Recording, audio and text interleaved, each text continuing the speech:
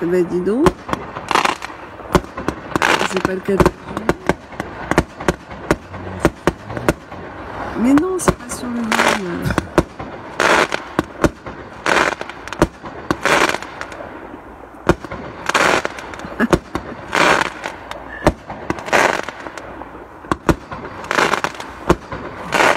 On voit le lentille en haut. Voilà.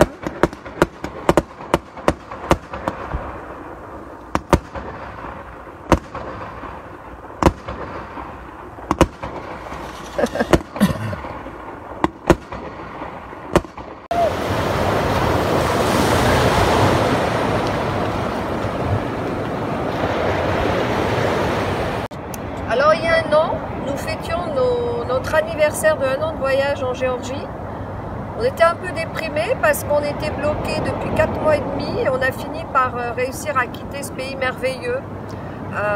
Mais bon, l'histoire de la suite n'a pas été celle qu'on imaginait. Donc là, aujourd'hui, nous fêtons nos 2 ans de voyage en van en Albanie dans un décor de rêve. Alors nous sommes... Donc au mois de mai, nous décidons de quitter l'Albanie en compagnie de nos amis Eric et Nathalie. À l'époque, on voyageait déjà depuis quelque temps avec eux et on s'aperçoit qu'il ne nous reste plus beaucoup de temps. On avait déjà fait 2 mois en Turquie, il nous restait 1 mois, donc on a remonté la Turquie par la côte ouest. Donc on a longé la frontière syrienne, etc.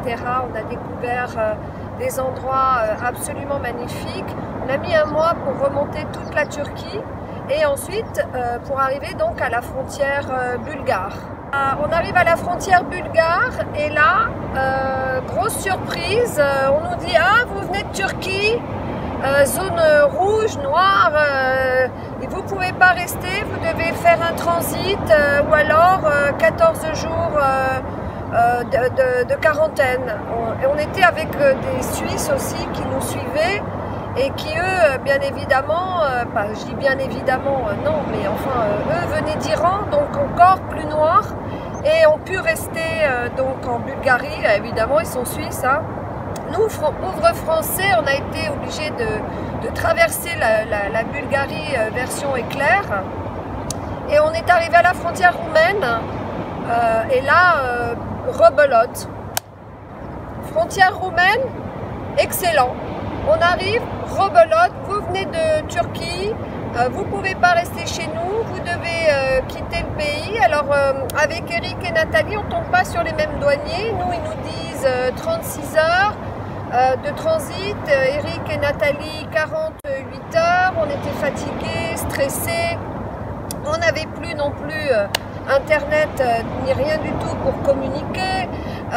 Jean-Jacques, avec Eric et Nathalie, on leur dit, nous, pas question de payer 4 000 € d'amende pour rester en Roumanie, on va traverser en une seule fois, on va aller vers la Hongrie, on verra bien. On était extrêmement fatigués, perturbés, parce que voyager dans des conditions comme ça, franchement, c'est pas génial, quoi. Donc là, le voyage commence à basculer dans quelque chose d'autre. C'était plus le voyage aventure, mais ça devient le voyage presque survivaliste pour voyager. C'est-à-dire que vous ne savez jamais quand vous arrivez à une frontière ce qu'ils vont vous dire, puisque c'est pas pareil partout. Donc on arrive en Hongrie. Donc entre-temps, Eric et Nathalie, on les perd, eux se dirigent vers la Serbie, puisque en fait on n'avait pas le même timing. Bref, eux étaient plus détendus parce qu'ils avaient une information différente de la nôtre. On ne pouvait pas communiquer, on n'avait pas internet. Jean-Jacques stressé, il n'arrêtait plus de rouler. Donc du coup on les a perdus, ils sont partis vers la Serbie, nous on continue vers la Hongrie, donc on traverse toute la Roumanie. On arrive au poste frontière de la Hongrie, et là, grande surprise, on nous dit, bah oui, vous pouvez rester.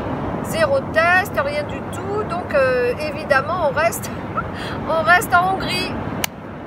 Alors arrivé en Hongrie, on décide, pour se remettre de nos émotions, pour se reposer de tout ça, de trouver un camping thermal, et on tombe sur un magnifique camping thermal où on va y rester 2 semaines. le paradis pour 11 € par jour, tout compris, avec un spa, des saunas, des bains de plusieurs températures, enfin bref, des douches, tout ce qu'on pouvait imaginer. On reste là 2 semaines pour se remettre et on s'interroge sur la suite du voyage. On se dit, mais qu'est-ce qu'on va faire? On ne savait pas en fait. On a réfléchi et voilà. Donc direction Croatie. On se dit, tiens, on ne connaît pas la Croatie, on va aller donc direction Zagreb, Dubrovnik, on descend donc toute la côte qui est absolument merveilleuse. La Croatie, c'est un pays qu'on a beaucoup apprécié parce qu'il n'y avait personne ou très peu de monde, ce qui est très rare pour visiter la Croatie quand il fait beau. En général, il y a la queue absolument partout dans les villes, dans tout. Nous, on a visité la Croatie de manière un peu lunaire, quoi. On était un peu comme sur notre planète. Donc voici notre traversée qui durera pas très longtemps de la Croatie. On a dû rester à peu près 2 semaines. Et puis on file sur le Monténégro finalement.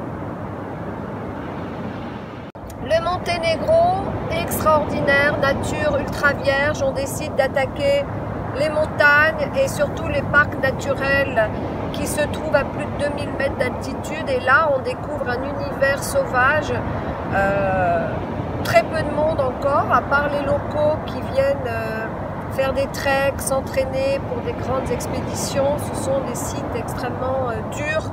On a fait quelques randonnées là, dans un décor, encore une fois, je vais le répéter, lunaire, mais c'était vraiment magnifique, quoi. On garde un souvenir du Monténégro extraordinaire. Donc on a fait donc les parcs naturels, il y a des lacs, il y a plein de choses à faire. Donc on descend et là on se dit, bon, on va à la ville.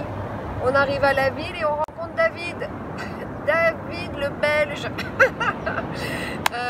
David, marié avec une Albanaise, et qui nous dit il faut absolument que vous alliez en Albanie, découvrir l'Albanie, c'est un merveilleux pays.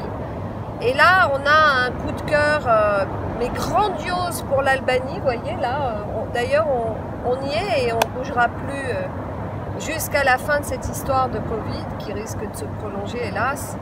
Et on découvrira un pays absolument magique, mais on ne peut pas y rester plus de 3 mois. Donc au bout de 3 mois, on a été obligé de partir au mois de novembre, fin novembre, et là on se dit qu'est-ce qu'on va faire? Rebelote, vous n'avez pas envie de partir d'un paradis et vous êtes obligé parce que la loi vous oblige.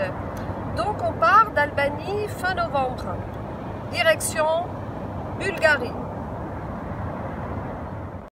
Donc il y a la Macédoine avant la Bulgarie, mais disons qu'on trace directement sur la Bulgarie.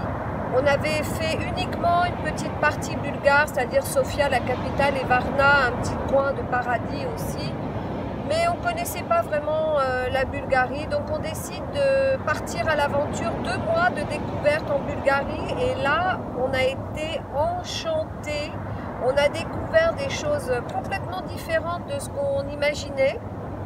Et ça a été vraiment 2 mois de super découverte. On n'a vraiment pas regretté la découverte de ce pays. C'était juste fantastique. Donc après la Bulgarie, on se dit, allez hop, on fait un petit tour en Serbie, on ne connaît pas. Et là, une petite mésaventure parce que comme on ne veut pas faire les tests et que jusqu'à maintenant, on n'a jamais souffert de ce Covid. Dans tous les pays où on est passé, on a circulé, on n'a pas porté le masque, on rencontrait des gens heureux, il n'y avait pas de stress quelconque. Donc pour nous, le Covid, c'est pour l'Europe de l'Ouest, c'est pas pour l'Europe de l'Est. Bien qu'il y ait des gens masqués, mais ce sont surtout les personnes âgées qui ont un peu peur, mais les jeunes, ça va, quoi. Je veux dire, on sent que c'est cool. Bon, l'Albanie, alors c'est encore le dernier paradis sur Terre, il n'y a carrément pas de masque dans les magasins. Il n'y a rien, tout est ouvert, enfin il ne se passe rien en Albanie, hein. Il y a quand même quelques personnes qui portent le masque, mais bon. Et donc la Serbie, on arrive à la frontière et là on tombe sur un douanier zélé qui nous dit il faut que vous fassiez le test PCR pour venir en Serbie. Je lui dis ah non, je lui montre la loi, je lui dis il n'y a pas besoin de faire le test PCR parce qu'on est resté à l'Est, donc on n'a pas besoin de faire ce test. Et il nous dit si, sinon vous ne rentrez pas. Ou alors vous faites un transit. Et là, vous avez 12 heures pour quitter le pays. Alors on se regarde avec Jean-Jacques et on dit ok, on fait le transit, on rentre dans le pays, on s'arrête au premier village, au premier commissariat et là, surprise. Donc on arrive au commissariat et le gentil policier douanier nous dit bah, je vais téléphoner à mon collègue pour voir qu'est-ce qui se passe parce qu'en effet vous n'avez pas à faire le test et puis finalement il parle avec lui, je comprends rien, puis il raccroche, il dit ah bah il faut faire le test. Mon collègue il a dit il faut faire le test, je lui dis bah alors on va où? Alors nous sommes allés dans un centre médical et là on a fait un test à l'entrée du nez parce que on a été opéré du nez, qu'on ne peut pas faire de test dans la cloison nasale, c'est pas possible, donc ils l'ont fait juste là et ils nous ont donné un certificat de Covid après test, donc non contagieux, etc.